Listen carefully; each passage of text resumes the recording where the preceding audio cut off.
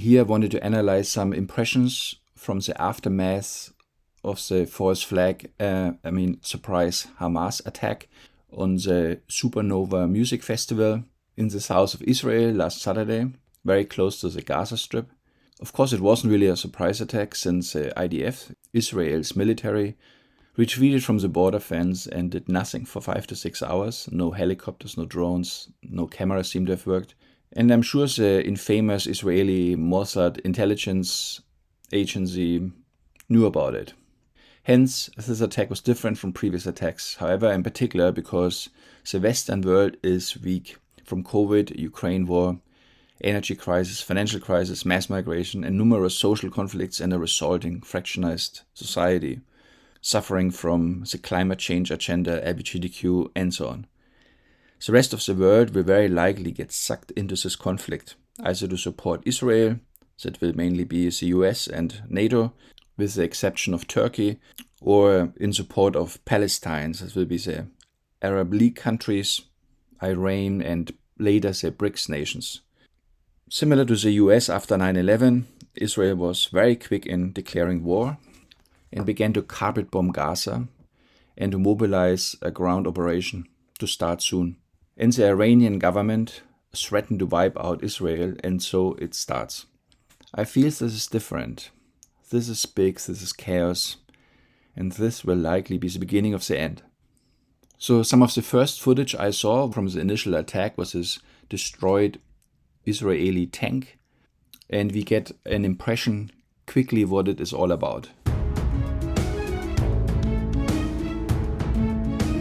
So we see what this is about. We can see this dude here with the selfie. We see this dude here with his flip-flops.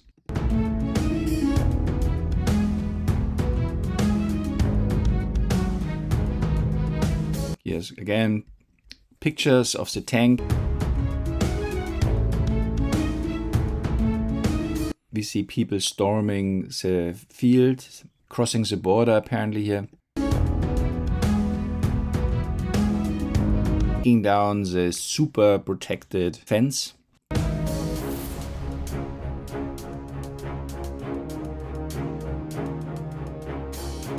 We see a clueless audience. What is presented to us, we get to see something qualitatively different from other wars. A surprise destruction of an Israeli tank, its main battle tank, in fact, a Markava Mark, of which the IDF, the military, has a few hundred. Each one costs around $3.5 million. And a drone, which costs as much as a good sports car, somewhere between a Porsche 718 Cayman and a Jaguar F-Type or a Mercedes AMG GT and a very expensive Ferrari, can drop explosives, as we saw, and whoosh, the tank, fiercely armored, is destroyed. So these news clips try to signal to us that everything is possible now, and everything is different. Palestinians seem mostly surprised, take selfies in flip-flops, and naively crowd the tank, not understanding that this blurs a line between the Islamic militant Hamas group and the public, making them a target. This looks very much like the staged insurgents of the US Capitol in Washington, D.C. on January 6, 2021, which was a false flag to go after Trump's MAGA movement. So furthermore, despite Israelis' military might, a military which is probably the most advanced in the world, the abandoned fence is breached by bulldozers and the Palestinians simply walk across, even though normally they would be shot within seconds. In other footage, we saw paragliders, like in James Bond spy movies, flying across the border and brutally attacking civilians. And all these rockets, gliders, and drones could not be seen and anticipated by the IDF and Mossad. Apparently, Iran took responsibility in helping the preparations, but it's utterly unclear how the sealed-off Gaza Strip, 25 miles long and 10 kilometers wide roughly, a densely populated open-air prison with an average age of its people being just 17, could obtain these in the first place and prepare an attack. Rumor is that Hamas was established by the Israeli intelligence with the purpose of starting military acts and igniting a war to wipe the Palestinians out. altogether. And this is happening right now. What a humanitarian disaster.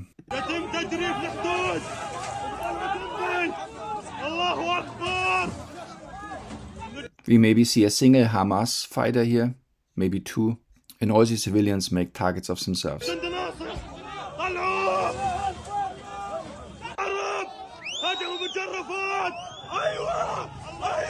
Here we see Israeli Prime Minister Benjamin Netanyahu declaring war. אנחנו במלחמה, לא במבצע, לא בסבבים, במלחמה. הבוקר Not a military operation. No, it's a war in the absolutely unstable Middle East. חמאס פתח במתקפת פתע רצחני נגד מדינת ישראל ונגד אזרחיה. אנחנו בתוך זה משעות הבוקר המוקדמות. כינסתי את ראשי מערכת הביטחון. הנחיתי קודם כל לטהר את היישובים מהמחבלים שחדרו פנימה. הפעולה הזאת מתבצעת בשעות. I seem to get the impression that he's not particularly devastated. He seems to be almost smiling. There's something about him being quite upbeat about it. So we see the declaration of war very quickly, without any investigations what happened, why the IDF didn't respond, and this operation will create unbelievable hardship and sorrow. Bombing the Gaza Strip with its 2 million people living under extremely cramped conditions, so that's an 88 square mile territory. That's roughly 21,000 people per square mile. For comparison, London, the most densely populated area in England, has 14,000 inhabitants per square mile. Throwing bombs on that will kill thousands immediately. This is simply disgusting. Imagine how many people will lose their lives in this.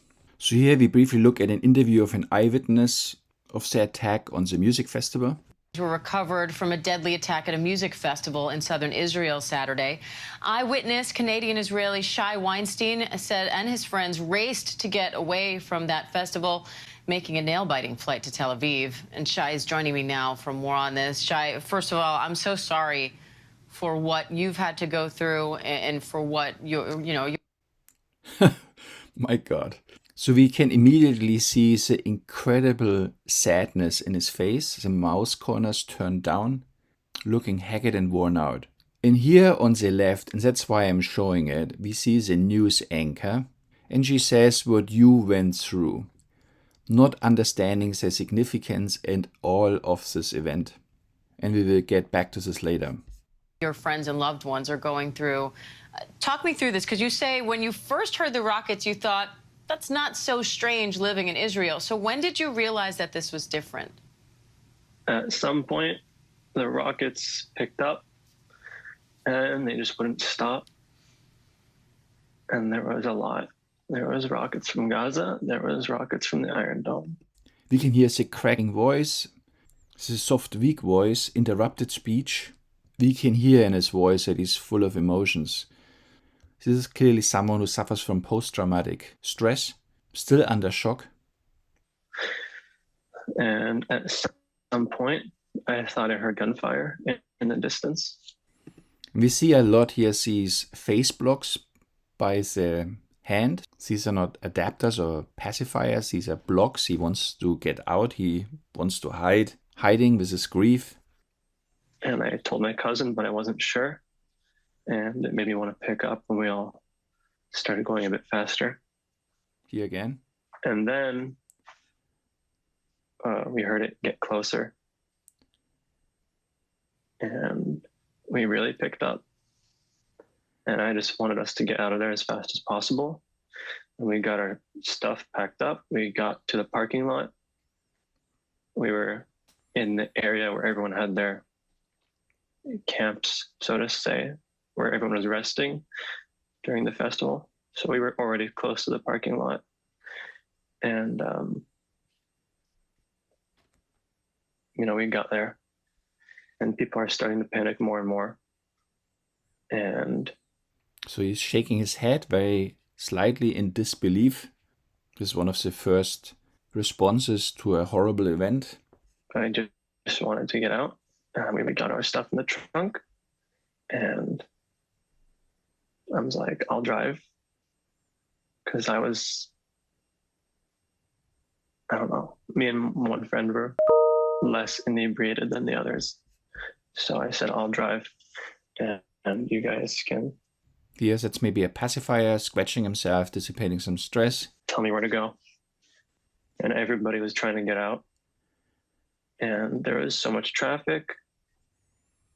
I thought maybe we'll wait. We can see the numbness in his face, the monotonic speech. Again, post-traumatic stress. And then I thought, this is taking too long. And I decided to go around cars, left and right, off. So these head movements are illustrators, congruent with what he's saying. He's moving his head in the direction they were going. The road, back into the line, maybe it'd be faster. And then I noticed that some cars were empty and people were still waiting behind them, not knowing they're empty. And I told my cousin, these people in front of us are waiting for a dead car. Can you yell at them to move so we can all leave? And he got out and he told them to go to the left. And they did, and we went with them. We drove up the... Quite heroic, actually, at that moment. Respect. And here he uses a hand again as an illustrator when he says going up. ditch onto the main road. And the police were directing people to a field. And we drove into the field. And at some point, people were fleeing their cars. I don't know if it was on their own or if because police told them to. So there was a combination of people trying to drive away and people getting out of their cars in the middle and running on foot. And that caused people to get stuck. So stuck, he stressed somehow, he had a pause. This very much seemed to be reflecting his feeling, being stuck here. He stressed it somehow. As we drove into the field, my cousin's girlfriend, she screams, and she says, get out of the car, get out of the car. And we all get out, and we started running, and I grabbed my friend, and we ran into the field, and we ducked down because there was gunfire. And my cousin ran back to the car, and we were all freaked out. And he grabbed the car, and he brought it back to us. And it was interesting. There was a bit of amusement. Interesting terminology. Grabbed the car. We all got in, and we started driving through the field. So it's interesting because they got out and now they got back in. A recall from memory, yeah? It's chaotic, and that's what it was. And we initially didn't know where to go. We couldn't see where to go. Just a dirt everywhere, dust. We saw the eyes opening when he said seeing. So it was another illustrator with his eyes. We couldn't see, we couldn't breathe. Our mouths were dry. Here again. Shai, you say that you People only were running slowed into the down. woods. Shai, you say you only slowed down for checkpoints and So looking down in sadness and in grief, very clear signs of post-traumatic stress. and bodies. Can you walk me through that last portion of it and how you So, finally After got we, out? after we got into the field, I spotted up on the ridge there was like farms or something, or a grove towards Tel Aviv. And as we're driving on the roads, we see abandoned cars. We see cars with bullet holes in them. We can hear this very shallow breathing. I guess an indicator of immense stress. We see bodies on the road. He hardly breathes. At some point, we drove through combat. There were soldiers. Here again, combat, he's stressed somehow. Again, attached with severe emotional stress. Or police. I don't remember if it was one or the other. I can't remember. This is very authentic. Making mistakes, not knowing it perfectly. Very common. In the road with their guns out, and they're pointing towards the right. Initially backed up to get away from them so we wouldn't get shot. But at some point, we drove through it all, and we kept going.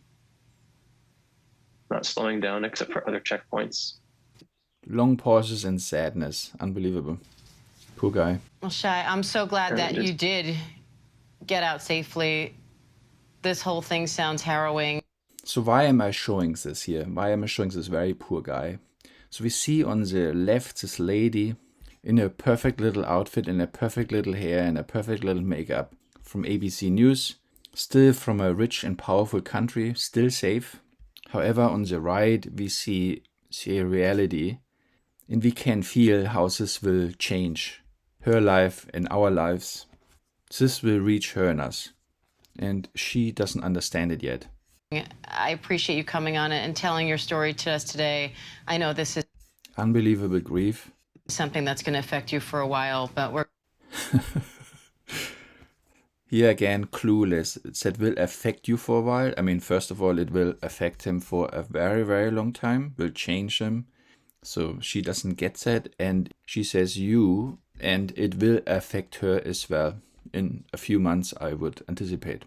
So consider this a lesson. This is not about news far away anymore. This will likely become global. So here we see another clueless news anchor who does not understand the significance of this. And it's still about the music festival. Today's attack at a music festival near Reim is believed to be the worst civilian massacre in Israeli history. At least 260 people died, and it's still not known how many were taken hostage. One of those still missing is 21-year-old Adi Meisel, who was attending the festival with a friend. Her family haven't heard from her since that morning. They spoke to Sky's Mark Austin about the ordeal. Just celebrating with two friends, with a lot of people, to spread love and enjoy normal living. That's it. Simple thing. Yeah, spread love right at the border to Gaza. Yeah. There's some strange irony in that. My daughter went to a party to an authorized We see the exhaustion. He let us look down. Also on her face, kind of a sweaty face. party in her own country. That's it. Simple thing. My daughter went to a party, to an authorized party in her own country. That's interesting. So a Palestinian would say that country was taken from them, just to see the other side. Not in a different country, not in an enemy country, in her own country. So we see the head movement going forward repeatedly. So these head thrusts are a clear sign of anger. Yes, it must be the worst nightmare of any parent. And she's not a soldier, and she had no weapon. And all the children in this party are not soldiers, they are children. So here's a bit of framing. I mean, certainly they're not all children. A child wouldn't be sent to some festival somewhere in the middle of nowhere. With no ability to protect themselves. This attack, We saw the teeth, the anger, the chin up. this attack was planned, I don't know how many months ago. They knew they have this party. They knew there are going to be Well, the sad thing is that Israel also knew, and they let it happen. thousands of children without any ability to protect themselves. They shot them like ducks. They came in hundreds of terror. So we see the hand to the forehead. This is a sign of resignation. Terrorists with guns. And here with the finger, again, anger, even aggression. Totally understandable. Unbelievable. And automatically shooting everything that Lots of illustrators shooting the fingers. moves. They were sitting ducks, all those children. My Adi, my Here again, point to herself. Illustrators. girl was not a soldier. And this person who spoke Absolute resignation. before, Mr. Doctor, what is his name? Bassam Naim. You have to be ashamed to be called a human being. A human being who are doing such horrible things to other human beings. Voice is breaking. Clear sign of absolute distress.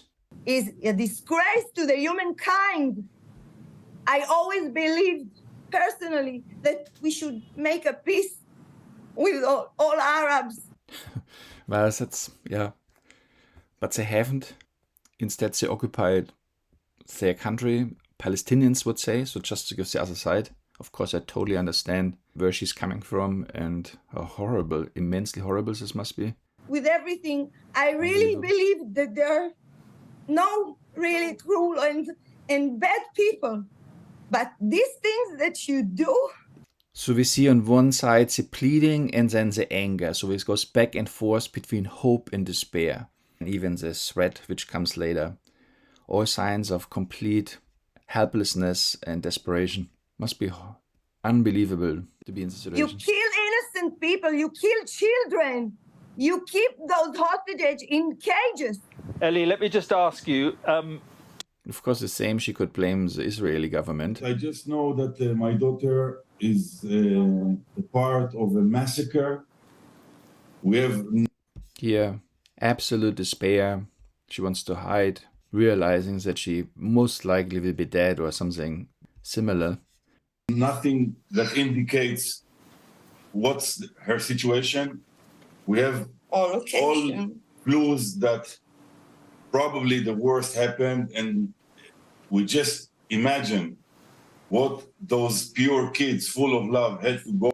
Yeah, here's a bit of framing, pure kids full of love.